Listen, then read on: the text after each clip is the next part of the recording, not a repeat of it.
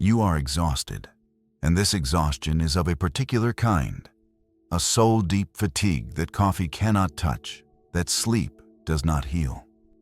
It is the exhaustion of a civil war.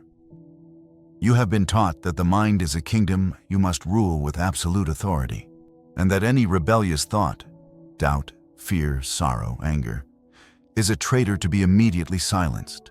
You have built fortresses of positivity, mantras like battlements on the walls. You have deployed distractions like skilled archers. Yet, the insurgent thoughts keep coming. They storm the gates in the silent vulnerability of night. They infiltrate the mundane moments of your day.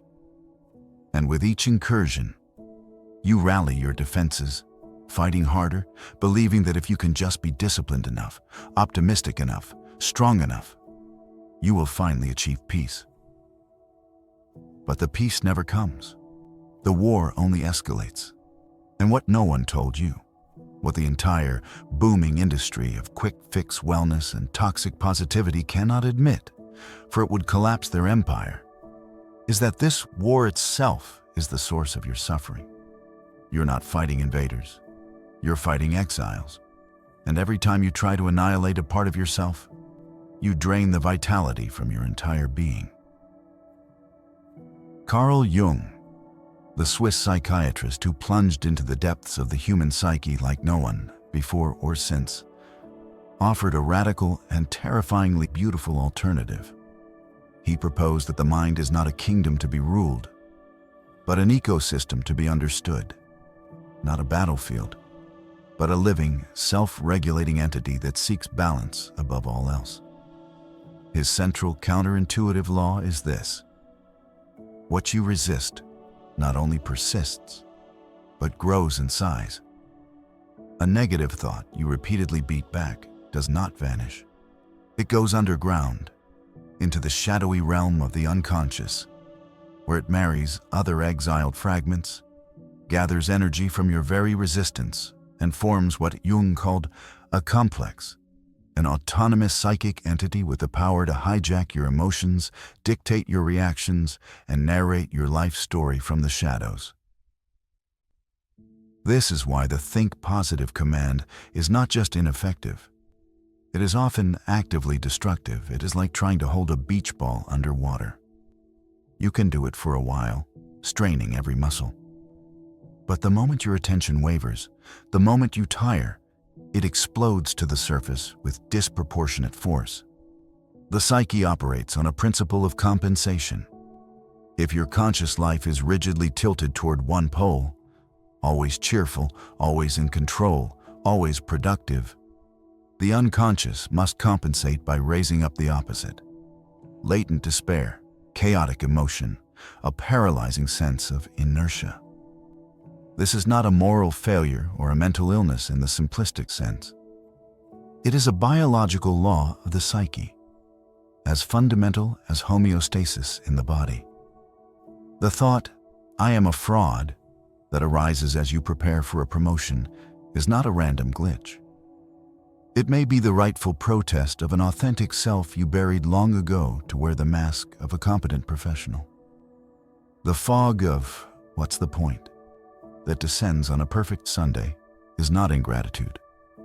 It may be the soul's stark, poetic strike against a life of comfortable inauthenticity, a deep cry for meaning that surface-level pleasures cannot satisfy. Jung called the ultimate violent return of the repressed enantiodromia, the reversal into the opposite. We see it everywhere. The saint who collapses into depravity, the tyrant who becomes a weeping supplicant, the workaholic who burns out into catatonic depression. It feels like a sudden, inexplicable breakdown. But in the language of the soul, it is a desperate, last-ditch breakthrough. The ecosystem is forcing a correction because the conscious personality has become too one-sided, too sterile, too far removed from the fertile, dark soil of its own wholeness. Therefore, the path to peace is not through more sophisticated warfare. It is through an act of profound and courageous diplomacy. It requires laying down the weapons of judgment and picking up the tools of curiosity. It begins with a single, seismic shift in the very question you ask yourself. Move from the prosecutorial, "What is wrong with me for thinking this?" to the archaeological, "What is this thought? What forgotten part of me does it represent, and what is it trying to tell me?" This shift is the gateway from a life of fragmentation to a journey toward individuation. Jung's term for the lifelong process of becoming the complete, unique individual you are meant to be, which involves not avoiding the darkness, but integrating it. Stage 1. The observer's posture from fusion to witnessing. Your greatest suffering stems from a case of mistaken identity. You have fused with the content of your mind. When the thought thundercloud, "I am unlovable," rolls in, you believe you are the storm. You become the rain, the lightning, the terrified creature caught in the downpour. But this is a primal error. You are not the storm. You are the sky that contains it. The sky holds the weather. The gentle breezes and the howling gales, the clear blue and the oppressive gray. It does not cling to the sun or rage against the tornado. It allows all phenomena to pass through its vast expanse. Your essential consciousness is that sky. The thoughts and emotions are transient weather patterns within you. They are not you. The first and most crucial practice is to build an internal observatory. This is done through a deliberate, gentle discipline of language and attention called cognitive distancing or diffusion. The moment a painful thought arises, you insert a sliver of space between the thought and the thinker. Instead of, "I am a failure," say, "I am having the thought that I am a failure." Instead of, "This anxiety is unbearable," say, "I am noticing a sensation labeled as anxiety arising in my body." Instead of, "My life is hopeless," say, "The story of hopelessness is currently playing on my mind's radio." This is not word games or naive affirmation. It is psychic architecture. Each time you do this, you are hammering a nail into the framework of your inner observatory. You are strengthening the neural pathways associated with the observing self versus the thinking self. You are affirming in real time that there is a you that is larger, quieter, and more stable than the passing mental drama. This observer is the foundation of all that follows. It is the seat of your freedom. From here, you are no longer a prisoner of your mind. You are its witness. And a witness, by definition, cannot be destroyed by the testimony. Stage 2. The diplomatic mission active. Imagination and dialogue. Observation creates space. But space alone can feel cold, like watching a silent film of your own pain. The next step is to bring warmth and relationship into that space. This is where Jung's most powerful tool, active imagination, comes into play. If observation is building the meeting hall, active imagination is inviting the exiled parts of yourself to the table for a parley. Active imagination is a structured daydream, a conscious dialogue with the unconscious. It grants form and voice to the formless voices that plague you. That critical inner voice is no longer just a thought. It becomes the inner critic, a figure you can visualize, perhaps a stern schoolmaster, a disappointed parent, a sneering rival. That free-floating dread becomes the shadowy protector, a figure shrouded in mist, whose intention is not to harm, but to guard you from perceived threats. The practice is simple in form, profound in effect. In a quiet space, with a journal, you invite the figure associated with your dominant negative thought to make itself known. Then you begin a written conversation. You proceed not as a superior, but as a respectful ambassador seeking to understand a foreign power. You who constantly tell me I'm not good enough, I see you. Why are you here? What is your purpose? The critic, perhaps appearing as a stern figure in old-fashioned garb. I am here to keep you from embarrassing yourself, to prevent the humiliation I have seen before. You. What humiliation? The critic. When you failed at X, when they laughed, when you were left out. I remember the pain. My job is to ensure you never risk that pain again. If you believe you're not good enough, you will not try. If you do not try, you cannot fail. You. So you are, in your way, a protector. You use the weapon of criticism to try to keep me safe. The critic. Yes, it is a harsh love, but it is love. The world is cruel. I am your armor. In this exchange, alchemy occurs. The monolithic, evil, negative thought dissolves into a complex, tragic figure. A protector using a destructive strategy. Its motivation, safety, is valid. Its method, relentless criticism, is outdated and harmful. By hearing its original intent, you validate its existence without endorsing its behavior. You have moved from seeing it as a saboteur to understanding it as a misplaced guardian. Now, from your adult, conscious self, the self that can hold the observer's perspective, you can respond with new authority. You. I acknowledge you. I thank you for your service, for trying to protect that younger me who was so wounded. But I'm not that child anymore. I am stronger. I can withstand failure. I can learn from criticism.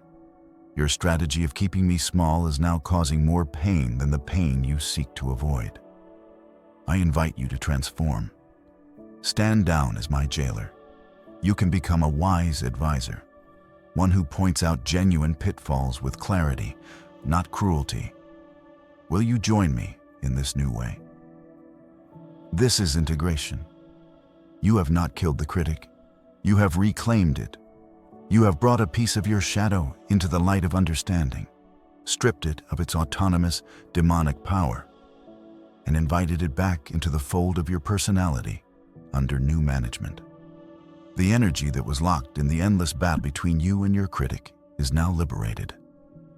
That energy is your creativity, your passion, your vital life force. Stage 3. The crucible of growth. Holding the tension of opposites.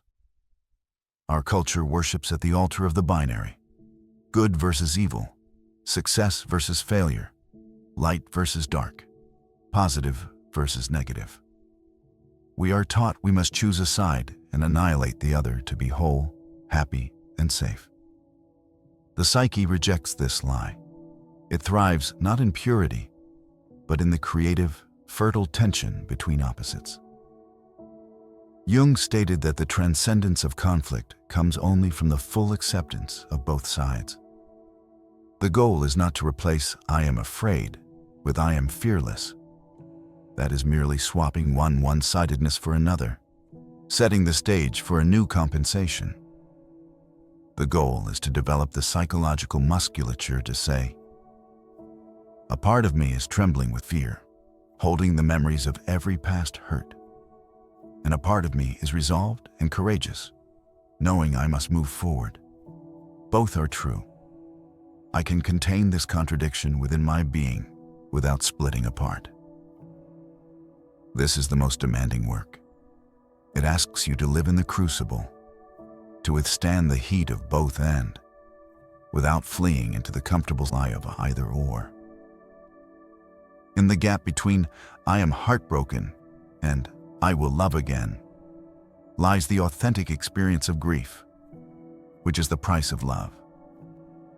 In the gap between "I don't know what I'm doing" and "I am proceeding anyway" lies true humility and growth.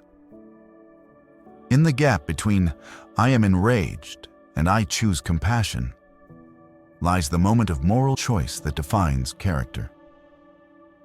Practice this consciously. When a polarized thought arises, consciously articulate its opposite and hold them together.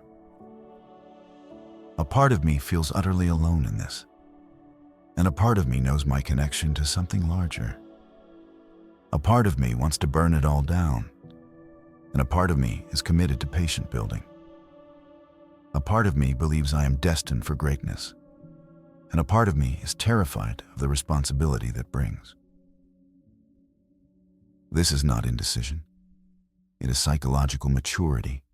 It is the capacity to host the full parliament of your soul, where every voice, even the most dissenting, is allowed to speak. From this tension, a third transcendent thing often emerges. An insight, a solution, a new level of peace that could never have been born from choosing one side and suppressing the other. Stage 4. The unshakable ground radical. Acceptance as homecoming. All of this work leads to a final, foundational realization. Radical acceptance. This is not the passive resignation of the defeated. It is the conscious, courageous allowing of all inner phenomena, not because you like them, but because they are there. They are part of the landscape of you. Radical acceptance is the understanding that the shadow thoughts, the difficult emotions, the archaic fears, are not alien invaders. They are part of the standard equipment of a human being living a conscious life. They are the ghosts in the mansion of your psyche, and their presence does not mean the house is haunted. It means the house has a history. To accept them is to finally come home to the entirety of who you are, not just the furnished, presentable rooms. This means stopping the final, subtle layer of resistance, the resistance to having resistance. It looks like this. When the old thought, "I'm worthless," arises, and you feel the familiar clench of shame, instead of then layering on a second shame. Damn it, I'm still doing this. I should be past this by now. You simply note the entire pattern. The old worthlessness story, and the familiar shame about still having it. It is here. I am here. This is what is happening now. In that full acceptance, a profound disarmament occurs. The thought, stripped of your frantic resistance, often just loses interest. It may linger like a faint odor in a room, but it no longer has the power to choke you. You have stopped feeding it the energy of your opposition.